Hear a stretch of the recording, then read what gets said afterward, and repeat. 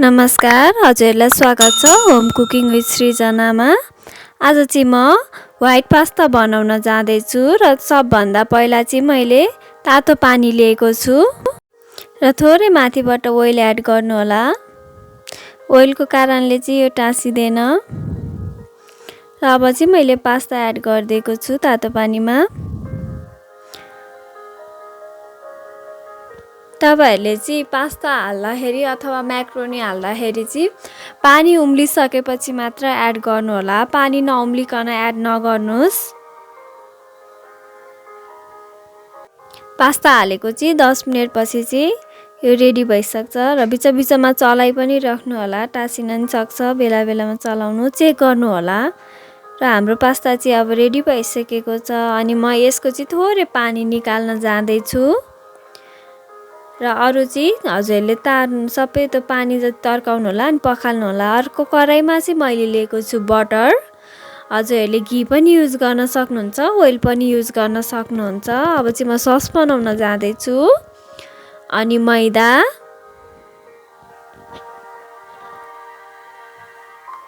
मैदा हालिसकेपछि चाहिँ मजाले चलाउँदै जानु होला। यसलाई एकछिन पनि नछोड्नु होला।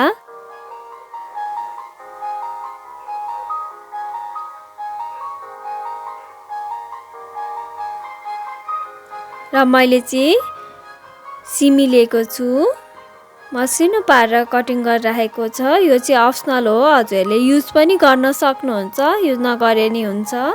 र क्याप्सिकम, तपाईहरुले डाइरेक्ट त्यतिकै मिल्क पनि एड गर्न सक्नुहुन्छ। मैले चाहिँ भेजिटेबल हालेको भएर अगाडि चाहिँ भेजिटेबल हालेर एकछिन पकाएको हो। अब चाहिँ मैले मिल्क एड गरे।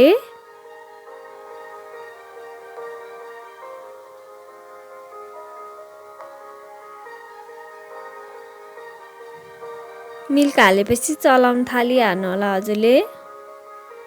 हजुरले बिस्तारै पछि एड गर्न नि सक्नुहुन्छ, थोरै थोरै गरेर। यो चाहिँ कन्टिन्युअसली चलाउनु होला, लम्प्स पनि पर्न सक्छ। हजुरले भेजिटेबल नहालिकन त्यतिकै पनि मिल्क हाल्न सक्नुहुन्छ। मैले चाहिँ अहिले गार्लिक एड गरे।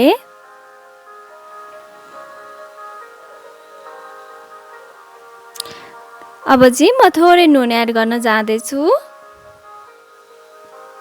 यो व्हाइट सस बनाइरा हो, त्यही भएर मैले धेरै नुन चाहिँ एड गरिन।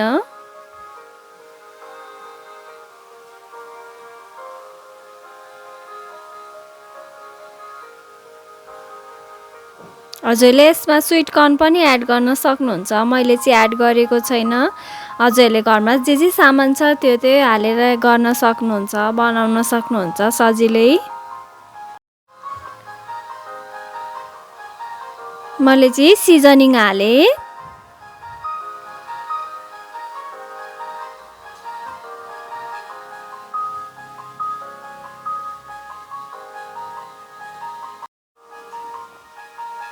चिली फ्लेक्स एड गर्नुस्।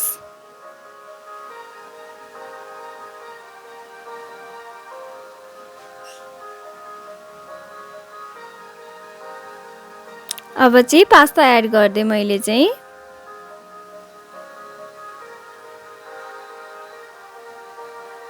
हजुर जो मेरो च्यानलमा नयाँ हुनुहुन्छ सब्स्क्राइब गर्न नबिर्सिनु होला है।